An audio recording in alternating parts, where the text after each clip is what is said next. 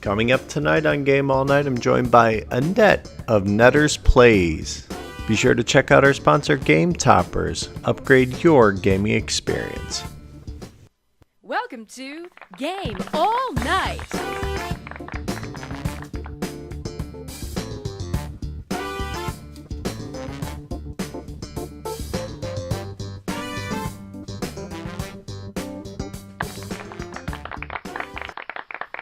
Well, hello and welcome to another Game All Night.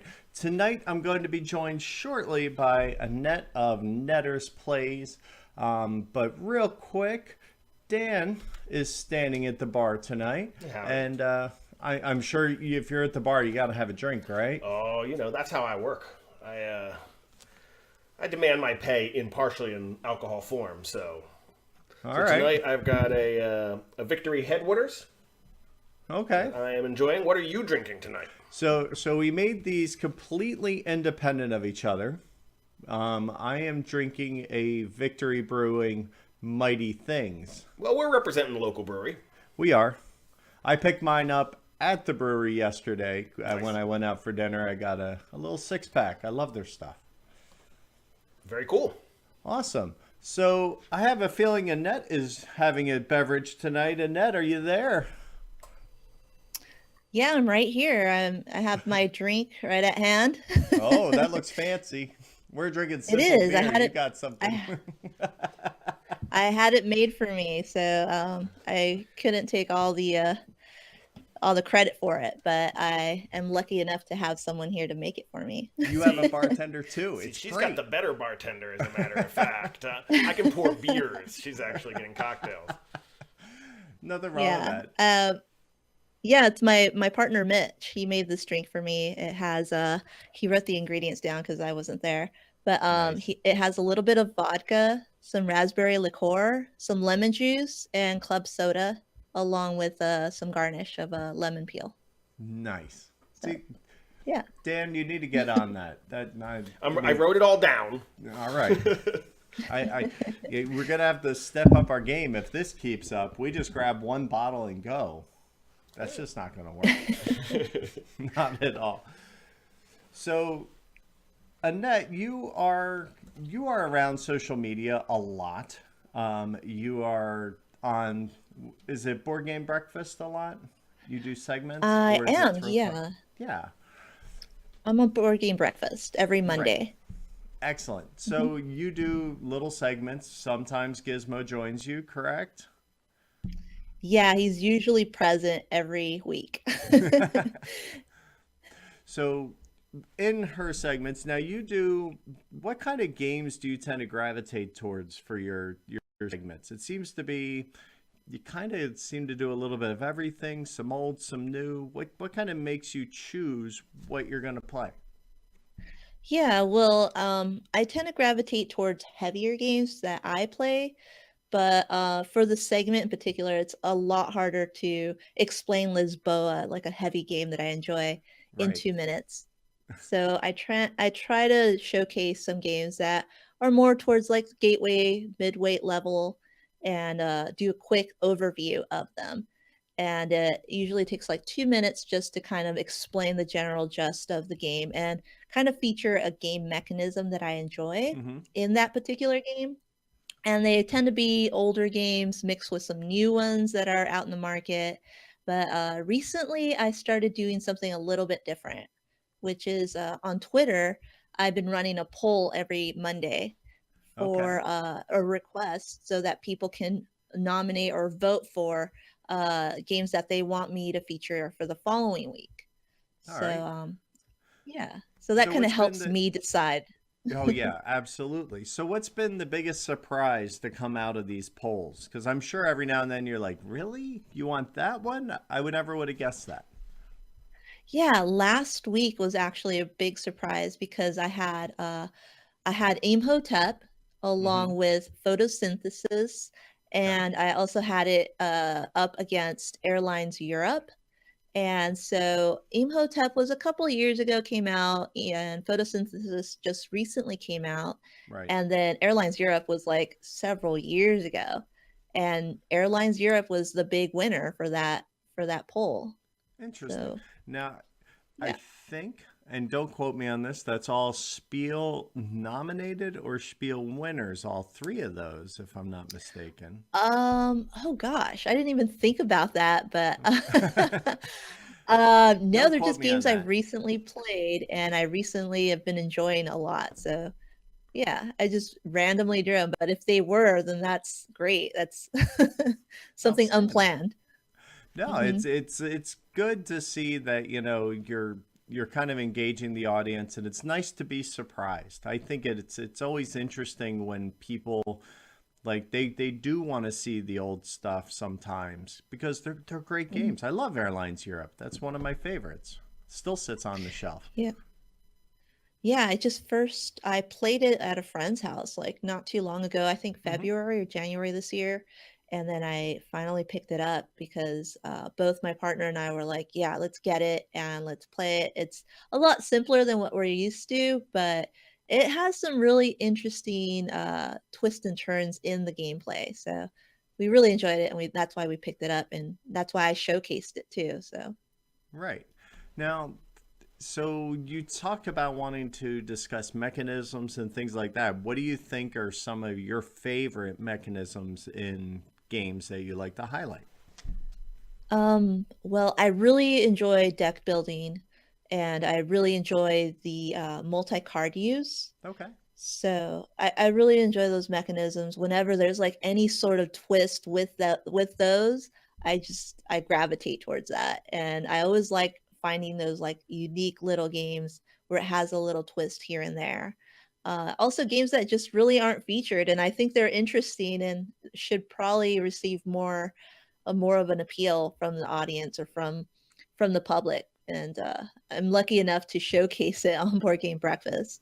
There you go. And you definitely have one of the more fun segments, and the things I'm impressed with is how quick and concise you get with like the quick rules breakdown. It gives you a good idea what's going on. That's impressive. That's not easy to do. Yeah, thanks so much. I don't write a script. I just do it. And I do edit. But pretty much I just think about it like how would I explain it? I can't explain everything, but let me just showcase the general feel of what a player is doing. What are some other ways that you interact with the hobby? Well, I first started the hobby and started taking pictures of it like several years ago, Okay. about 4 years, I think now. And so Instagram was the first place that I kind of gravitated towards because that's where I would get all my information about board games because of the pictures. Oh, that looks Right. pretty. This looks pretty. What is this about? And I can ask questions freely. And so then I started doing it myself and kind of opening it up to conversations. Mm-hmm. And so I think that I kind of just gravitated towards Instagram at first. And so I'm very active on Instagram and it wasn't until like 2 years ago I started using Twitter. And so that's something still fairly new to me and it's a lot different than Instagram, but I still enjoy communicating and having that social interaction with people. No, it's a trick to learn Twitter. I mean, I've been doing it for well, just about a year now, and I Yeah. don't have the hang of it. I'm old. It makes sense, you know. These crazy kids and their 180 characters. Well, more than that now, but So I'm really curious as a self-professed, social media, you know, I'm Luddite. inept. I'm inept. That's where we're going to leave it. We'll drop the ways of The L word. exactly. Um, uh, what's the? It sounds like there is a significant board game scene on Instagram. Like, can you? What's that look like? Like, what the? Is there an active community? Are there a lot of folks posting? Oh yeah, there's so much changing with Instagram. When I first started, there wasn't that many. I think I started around the same time that Roy did from Epic Board Gaming Night. And also Mandy from Board Game Breakfast. Mm-hmm. And she also is part of the Dice Tower. Yeah. She also came up around the same time too. And so we kind of just started seeing each other on there. So when you go on Instagram, you'll see people that post a lot of pictures. And with the algorithm that it has, like if you click those, you'll see them more often. And so, and if you do hashtags, like that's a big thing with Instagram that kind of helped me look for other games that I'm interested in. Just hashtag board games, and then you'll just see a whole bunch of different types, and it's from all over the world too. You don't necessarily need to like know these people, but you could see the games that people are playing from all over the place. Um, Interesting. so that's how I kind of learned about all these different games and also met a lot of different people. So it's very friendly, it's very open. And it's not as intimidating as Twitter is, because you can easily like log on to Instagram and just look at pretty pictures. On Twitter, you have to be a little bit more visual and kind of read all these different things, and there's a lot more going on Twitter. Yeah, I definitely find the trying to follow a train of thought sometimes can really be difficult in Twitter, especially if it turns out to be a really long thread. Right. Yeah, it's Yeah, and like there's so many people jumping in and out. right, and then they add people, take people off, and then it's just like there's so much happening in one line of text that it can be very hard to follow, especially at first when you don't realize how to kind of get the full story and go back in when somebody that replies in. Does Instagram have a better way of handling that kind of stuff? Well, you could still at people. So if they have a picture of something and you Hmm, ask someone, it'll have your actual handle to it, and then it'll say like, "Hey, what's this game? What did you think about?" And then they can respond to you personally. It's more of a personal approach, like, and interesting. then you could see the conversations underneath it. But with Twitter, it's a little confusing like that. But then again, it's instant, so you get instant communication. It's more interactive with different people too. So it's not just a one-to-one like Instagram might be. Hmm, interesting. Because now that I think I'm a little comfortable with Twitter, I might consider expanding into that a little bit more. Maybe we'll see. Like, because I do when I play with my wife and things, I don't necessarily want to post that in the show feed, but Instagram might be a great place to kind of curate all that stuff. Interesting. Yeah, it's fun. And you could always like edit stuff. And then now they have the new Instagram TV, the IGTV, Yeah. which you can record for more than a minute. I think it's gonna try to compete against YouTube. So we'll see. We'll see where it goes. It's always developing. Yeah, it's very difficult to kind of pick where between like Twitch and YouTube and now Instagram. It's very hard to kind of figure out exactly where, and even Facebook video, because if you have an older crowd that's a lot more comfortable with Facebook, like that's how my mother-in-law gets to watch every episode. If I had to teach her how to use YouTube, that would never work.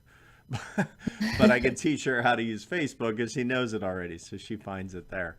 So, no, I Yeah. totally get it. So cool. So, are you Yeah. Nettersplays on Instagram as well? Yeah, so I on Instagram, on Twitter, Facebook, and YouTube, it's all under at Nettersplays. Great branding. That works perfectly. Yeah, it works all across all media, and I also have Gizmo has his own Instagram and Twitter, Yes, he does, and and he's it's known as definitely worth following. He gave yeah, he it's gave two Board thumbs Game up today. I Gizmo. saw. That was pretty awesome. He did, yeah, yeah. He grew arms and just to give everyone likes. So great. All right, well, let's take a quick pause and then we'll come back and I want to talk about some more of the other things that you do.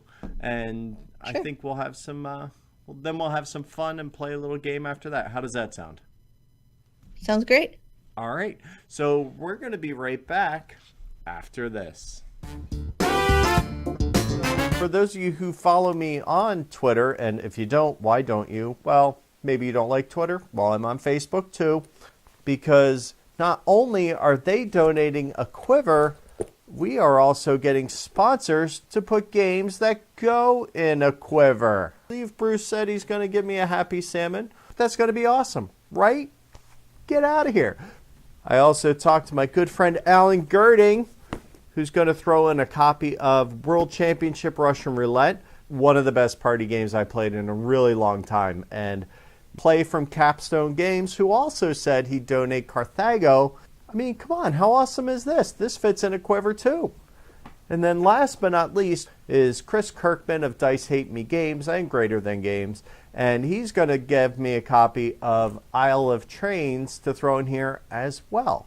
Maybe I'll put one right here so you can see what it is. Yes, we're going to do a raffle, but the raffle's going to be share here, like here, put this on Twitter, put this on Facebook. It's going to be one of those. You're going to have to jump through a few hoops, but come on. You're getting like 4 games and the Quiver. The Quiver's awesome. All right, welcome back. Annette is still here. I don't know why I'm always surprised that the guest is still here after the break. It's kind of, I always act surprised, but really I probably shouldn't because everybody hangs out for the game, right? Yeah. Right. I'm looking forward to the game. See what happens later on. Yeah, you and me both.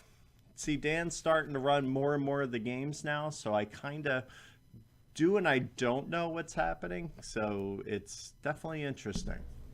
I allow you to have the illusion that you're in control, and then I just take it away from there. Oh, if you want control, you can have control. I don't have a problem with that. You can have responsibility and authority. That's fine. So, Annette, there's something I have been dying to ask. And, so there are 3 things that kind of make up every single one of your shows. Number 1 is obviously Gizmo. Number 2 is the red plush carpet and how clean it is that you put the games on. But number 3 is the dolls that you have hanging behind you. Because those... Yeah, these guys are... Yeah, exactly. They stand out. So is there a story here? Because I don't think they'd be on your set if there wasn't. No, they're kind of like my buddies. Okay. I made both of them. I used to make a bunch of them and sell them. Oh, wow. And they're known as crochet creatures because I crocheted them. And so I like to work a lot with my hands. And so I always have them like a little bit here and there around the house. And so I have little like signs that they hold because they have no mouths. So they just kind of, let you know that they're here and say hello or hola. So I always have them around in the background just to make things a little bit more comfortable. And I did write a little comic about them, which I haven't told anyone about, but Oh, no? they do have a little mini comic about their little background stories. Their little adventures and things like that. Yeah, they're not from around here, but they warmed up. Okay. Do they have names? No. So I never really named them because I figured, I don't know if they have their own names or if other people that do purchase them, like they usually like naming their own dolls. So I just have them as crochet creatures. There you go. No, they're adorable. I totally love them. So you used to do Thanks. that on Etsy? Do you do a lot of, what other things do you do? Because I can't imagine, you just being happy doing one thing. You seem like you need to have your hand in many pots. I do a lot with my hands. So I work a lot with craft work. Okay. I know how to crochet. Mhm. I always have dabbled with art and always have done stuff with like painting, drawing, and also I know how to knit. I know how to do just a bunch of craft work. And so recently I started making felt trays about a year Okay. ago actually. So not too recent, but I started making felt trays and I kind of started working on those and just doing them all for myself. But I had so many requests to have them made for other people, so I started making it for other people and kind of just like giving it to them. But Gotcha. then I ended up making an Etsy account so I can offer it to just not people I knew, but anyone can purchase them from me. So are these like the component trays made out of felt? Yeah, so I actually have to credit Suzanne Suzanne, she's the one that initially made these felt trays. Okay. And she does have a site where she kind of showcases you how to make them. Mm-hmm. But, lots of people don't generally have time to make them or Sure. don't have the materials and, to do that. But I did accumulate the materials and I did accumulate the tools for it. So I figured, well, might as well just, offer it as someone, to someone else that might be interested in having it. Because a lot of people just don't want to spend time messing with the hands. It's the same thing, I guess, as like painting minis and things like that because it takes time. And people just either Yeah. don't have it or don't want to spend it doing that. Yeah. So it's a little thing, and I mean, I'm not making money really from it. It's just something that kind of like lots of people do Patreons, lots of people do Kickstarters and such. Sure. This is my kind of way of earning money so I can invest it back into like doing purchasing more board games or helping me with my equipment and stuff. So I don't necessarily use that money and just pocket it. It's like it's kind of reinvested for my channel and everything else in my brand. Right. It makes sense. Mhm. Totally makes sense. So, what other hobbies do you like to do? I have a feeling like you thought you said you played like some disc golf and you like to, so you like to do things outside too, right? Yeah. Yeah, so I've played disc golf for several years. I Okay. really enjoy that. I also participate in archery too. So I have my own bows and arrows. And yeah, so I do like being outside and I do enjoy that kind of activity. It's more like target practice. It's more Right. like focus oriented and it's only you concentrated on one other thing. And I like that. I mean, I like playing board games, which is you focused on the table and your strategy. Mm-hmm. And then when I go out, I'm not like running all over the place and playing football or soccer or anything. I'm more like I like to be out in the wild and kind of like in the forest or anywhere else in the park and nature, and then just kind of focus on one thing while I'm there. Well, definitely like living in the area because you're up in the Northwest, right? So you definitely have some beautiful Yeah. area out there. Yeah. So I live in San Francisco, and one of the most beautiful parks is in San Francisco, which is Golden Gate Park. Right? And it's just as big as Central Park in New York. And so it's a huge park in the middle of the city, and they have so many things there to do. And one of the things is a disc golf course. So it has an 18-hole disc golf course. I'm not sure if you're familiar with disc golf or not, but Vaguely familiar. One of the mountain where I ski, in the winter they actually like ski, but in the summer they actually have like a disc golf course, and they have they look like mesh basketball nets, I guess is the easiest way to describe them, right? yeah. At different ranges and things.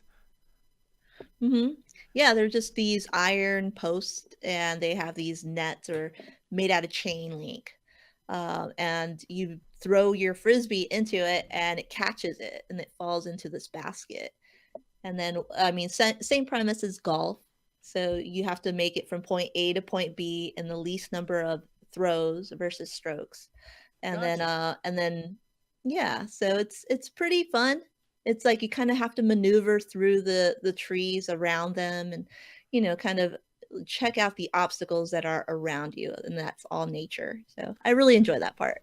So do you have like, I mean, when we play golf, I have like 8 clubs in my bag. How many like frisbees do you take on a normal game? Because I imagine you need Um, different types. You do, yeah. There's different types of disc. There's like you have your drivers, you have your mid-range, you also have your putters. You have some that are specialized by turning hard.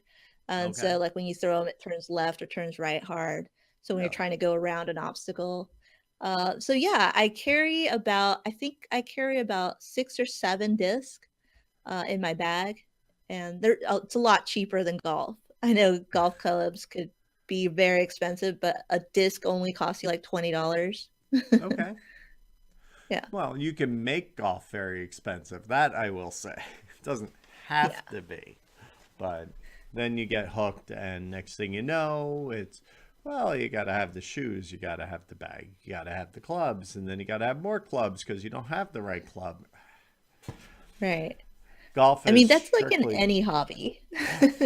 yeah, yeah, says the person complaining for buying $60 board games every week, right? Yeah. No, I totally get it. But that sounds like a lot of fun. It gets you outside, and I appreciate that. Do you do you find that you try to go to cons maybe that have outside activities, or do you just try to primarily go No. to use them as extended game time?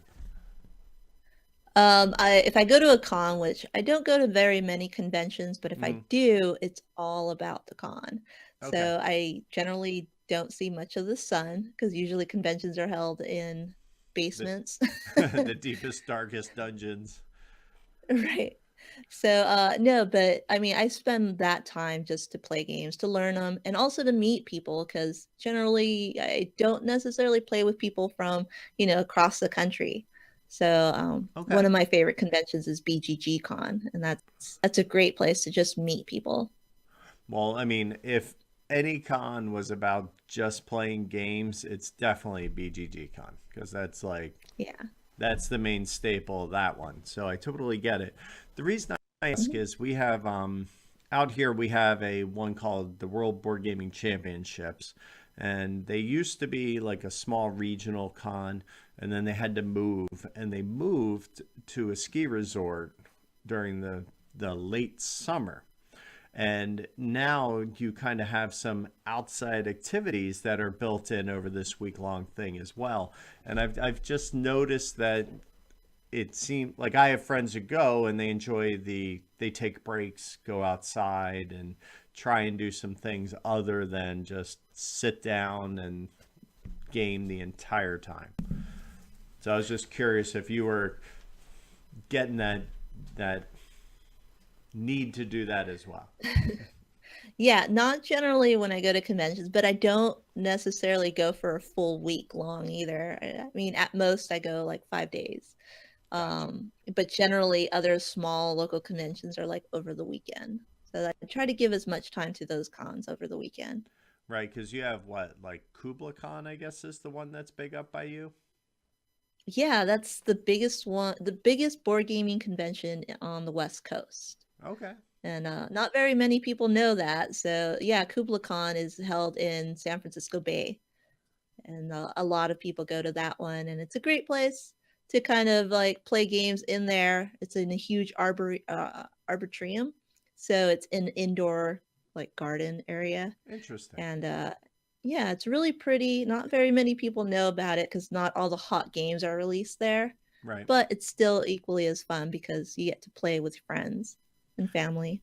I love San Francisco. My wife and I went there on our honeymoon, and Mhm. I don't like many cities. I don't like the press of people, but I really like San Francisco. It was a really neat town. I mean, now granted, we were tourist trendy. We went to Ghirardelli Square. We went down to the wharf a lot, but it was Yeah, but I really enjoyed it. It was a lot of fun. It also helped that it was yeah. I mean, Fleet there's a Week. lot to do. Oh gosh, yeah. You went there when it's like the busiest week of the whole year, pretty much. But But we did not, it's hysterical because we did not know that. And we go and we're just like, we had a room down on the boulevard, and we get there, I guess it was Thursday or Wednesday, and nothing happened. And then all of a sudden Friday, we're out at the Golden Gate Bridge and we're doing that thing up from the park and the overlook.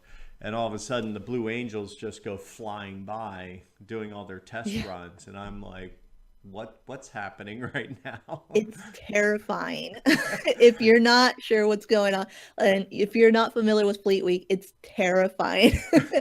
Because like I mean, you have these massive planes just like jetting, and they're like going a couple hundred miles per hour, Right. and they're just going across the skyline like nothing, like super close to buildings, and you're thinking, "Oh my gosh, what's going on?" No, But they're professionals, like they're great. it's amazing. They really get a very low ceiling. Like they can get really low. Like you saw them go over the water during the practice, and they're actually so low that they're kicking up the water as they're going through. It was Yep. absolutely crazy. Yeah, a friend of mine had a sailboat, and he invited me onto his sailboat during the event. And so we were out in the middle of the bay while the Blue Angels were hovering over us. And it was terrifying then too, because you could feel the water pick up and kind of slosh you around in the boat a little. Wow. So It's got to be very disconcerting, especially when you're out in the middle of the bay and just hanging out. But I yeah, mean, and it's entertaining yeah, for a I lot of definitely people, a need to lot of come. fun. Yeah, I need to come back because we came up from LA and we spent a night in Monterey and then came in, and then we just Hmm. did like 3 days in San Fran and left. So we never got to go north and do any wine country or anything. So we kind of left the door open to maybe come back because it's been a while. Yeah. Yeah, Napa is great too. Like if you're going to come back to Napa for Napa, then yeah, just make sure you pick the right time of year to go to. And if you do go to Napa, make sure you don't drive because drinking and driving is bad. Yes. But you can always get a shuttle service, and they'll pick you up from your hotel and drive you to several wineries and drop you off at your hotel. So you don't have to worry about any of that. And all you can worry about is just having fun and drinking. And they have the train too, right? You can take. Yeah, they have the train too, and that does the same kind of service too. So, I mean, it sounds like a lot of fun. My wife doesn't drink wine, unfortunately, but I'd be totally game for that. Yeah, I mean, you don't have to drink wine at the wineries because they always offer like cheese and crackers and chocolates and stuff to go ahead and accompany the wine. And Okay, so she can have all the cheese and chocolate she wants. I might be able to sell this now. Yeah. Awesome. Well, great. This has been a lot of fun, Annette. Is there anything hiding in the deep dark closet that you want to talk about or bring up? Um, Not really that I want to No. expose. Fair enough. Fair enough. Well, we did talk about the dolls. I think that's very awesome and cool. We got a little story there. Yeah. I love that. And we'll leave the rug for another time because I love the red rug. It's just Yeah, it's a great it's something backdrop. different, and yeah, it's something different. And at first I received a little bit of flack. I was like, "Oh, like it looks like you're doing it on the floor." And I'm like, "No, it's on the table, but it makes things pop up." So, Right. It has mhm, dimension. I love that. yeah. You gotta have that. And you light it really well, so it gives it some nice. Oh, It thanks. it adds to that, which is very important. Yeah, it has a little sheen to it too. Yeah. Exactly. All right. So what do you say we play a game? Sure, That I'm ready. sound like fun? Yeah, maybe All after right. another little sip. There you go. Have at it. We'll take a quick commercial break so you can have a few more if you want to. And we'll be right back to play our little game after this. Introducing the all-new convenient travel edition of Game All Night. Perfectly sized to fit in your phone or audio device, the Game All Night audio show is now a podcast you can take with you on the go. Featuring the witty repartee you have come to know and love from the video show, but with no distracting pretty sets or guests to get in the way of your listening enjoyment. Now you can play along in the comfort of your car, filling your ear holes with soon-to-be classic episodes and games galore. Find links, news, and episode guides at GameAllNightShow.com. Download yours today. It's game time! All right. So I know you've all been waiting for it. We're going to play a game. And tonight, what have you chosen for us, Mr. Dan? Oh, we're gonna go stick with the classics here. I think we'll play a little Balderdash. Okay. Okay. Insert, non-copyright offending, unproprietary name here. Boulder Dash. Perfect. There you go. So the idea here is that I will provide a word. Everyone will send me a totally concocted definition for that word. I will read off the real definitions as well as everyone's fake ones, and everyone will try to guess which they think the real definition is. All right. So we're just doing old school balderdash with one word. We're not doing the other fancy stuff. Yeah, right? there's the only category is words here. Okay, so no movie titles. Okay. We're not doing that whole thing. Very Old good. school. Very good. All right. All right, hold on 1 second. Are we ready for word number 1? The first word of the evening is molebutt. MOLEBUT. Molebutt. Let's Coming see. right out of the gate swinging, aren't you? That's the card I drew. I am innocent.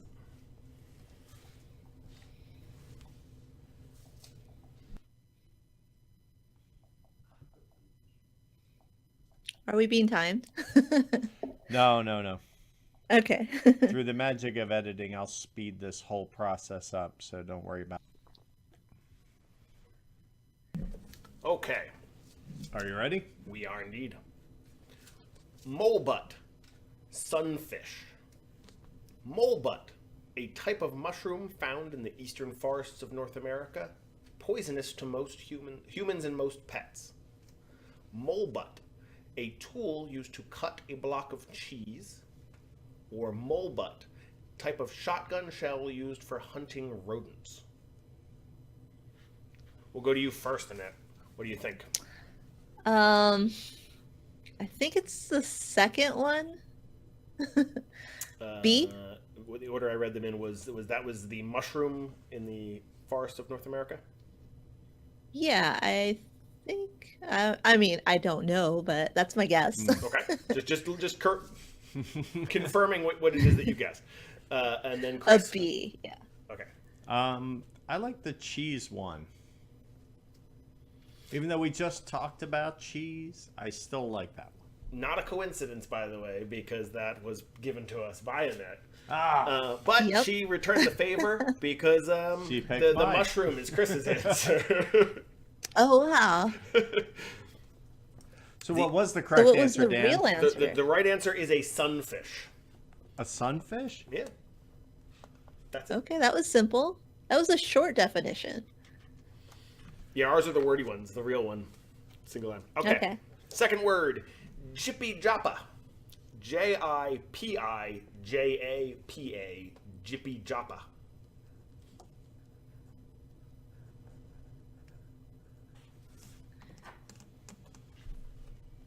I don't know if we can go to the same well twice. It's mushrooms all night long. It's going to be fungus among us. Okay, are we ready? Yes, sir. Yep. Jippy Joppa, small bird found in Panama. Jippy Joppa, a heavy coat worn to protect against the wind and rain. Jippy Joppa, small two-wheeled cart pulled by a person in some countries. Jippy Joppa, a stemless palm-like plant of Central and South America, having long-stalked leaves that are used to make Panama hats. Oh, both from Panama. Yeah, Panama came Very up twice. specific.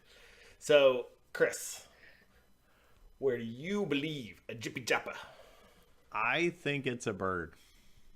Because it sounds like what a bird would say, and that might be what would name it. But again, there's somebody who has birds on the mind a lot, so I might be giving away points. Well, Annette, do you also think it's a small bird found in Panama? No, I think it's a jacket or a coat. Which I appreciate, because that'll be my first point of the game for my heavy coat. Whereas Annette continues to score because Chris is walking right into your traps. Yeah, I appreciate that point. Man. It is apparently the one used to make Panama hats. See, that seemed Oh, okay. way too long. Yeah, I thought it might have been yours. Especially after sunfish, a one word, correct? Yeah, and then you go to like a paragraph. Man. Well, I had the Panama right. Yeah? Yeah, I did too. Yeah. Like, yeah, you did. All right, Dan. All right, we're moving on. Word number 3 is bipennis. Bipennis. Bipennis.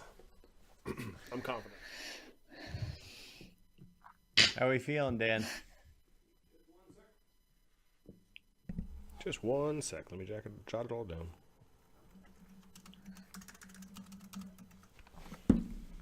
All set? All right. Bipenis. Is it a bicycle seat with a split cushion design? Is it an axe with an edge or blade on each side of the handle?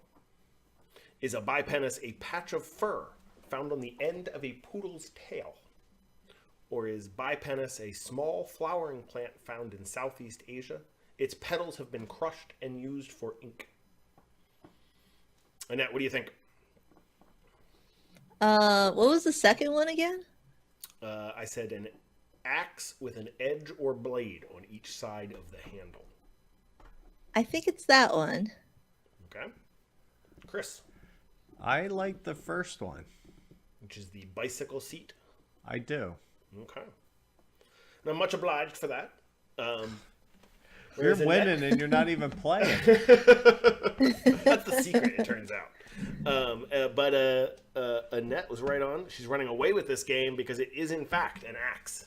Is it? Double-bladed axe is a bipenis. Wow. I gave away the poodle answer. I don't know you have a poodle, but I wasn't falling for another animal. Nope. All right, Chris, your comeback begins right here. It begins, sure. What do we think? 2 more of these? I'm really good at making stuff up and lying, so this should be like right in my wheelhouse. Well, all right, now make up a definition for snotter. S-N-O-T-T-E-R, snotter. Well, I know what it is. But I don't think that's what it is. It's not or what you think it is. That's what I'm putting down for $1, 1 point. Yeah, so you don't have to wager big when you're just cruising to this thing. All right, we're going to do this. We're going to do snotter. Are you ready? First, Always. to snivel, to cry or whine. Snotter, a medium-sized dog breed from Britain in the late 1920s. Snotter, the nose of a manatee. Or snotter, a male walrus. Okay. And I was going to say the first one. Okay. Okay, you like to snivel. Yeah. What about you, Chris? I do too. I like that one. Final But answer? I'm gonna go with, and I think I'm gonna regret it, but I'm gonna go with the walrus. Oh, okay. You were so close. You got to follow when Annette goes first. You just have to follow her lead because she's going to set you up every time because it is to snivel, to cry or whine. And, All and I right. brought the male walrus. Ugh. And I brought the manatee. Yeah, we were on the same blubbery aquatic Yeah, well, mammal thing. yeah, the aquatic animal. So for those of you keeping score at home, just so you can see, coming into the last question, Dan, who's not even playing, kind of, sort of, technically not, has 3 points. Annette is smoking it with 4, and I have 1.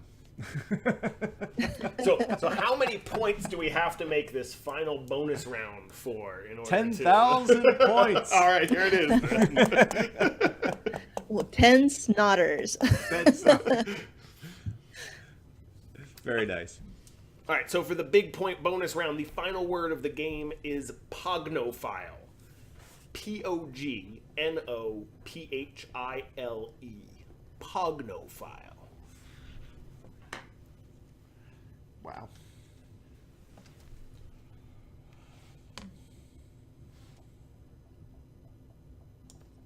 All right, folks, are we ready? Pognophile. Is a pognophile one who loves or studies beards?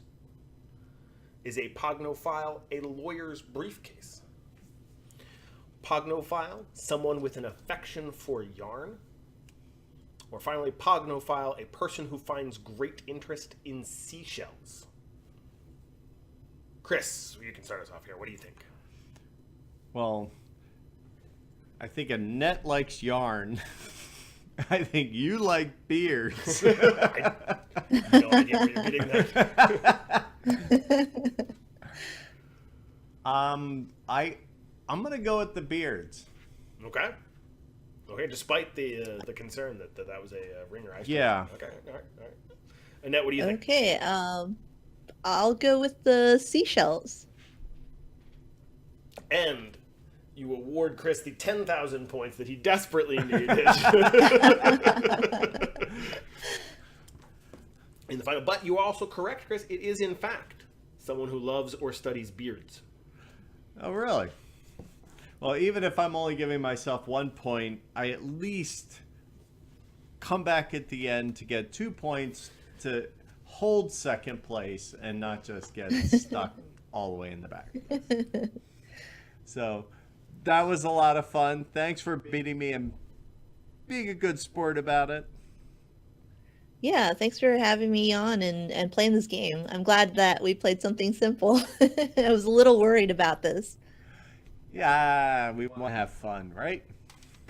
Right.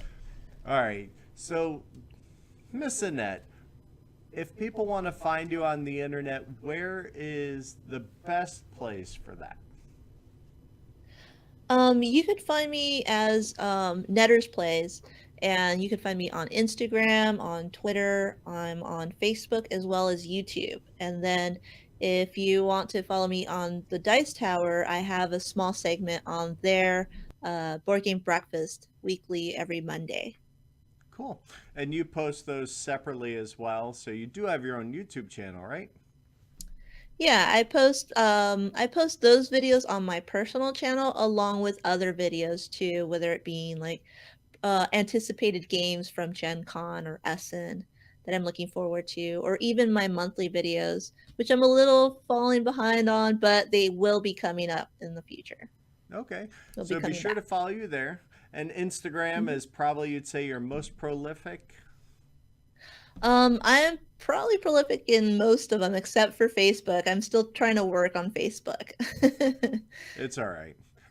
All right. So thanks for being on. This was a lot of fun. And thank you for watching. And we hope you have fun when you game all I night. did. Thanks for having me on.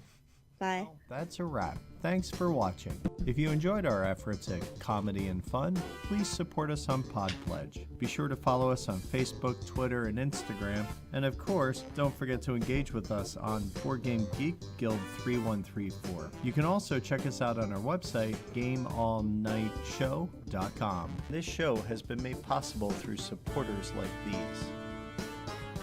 Angry Octopus. I know you do regular contributions?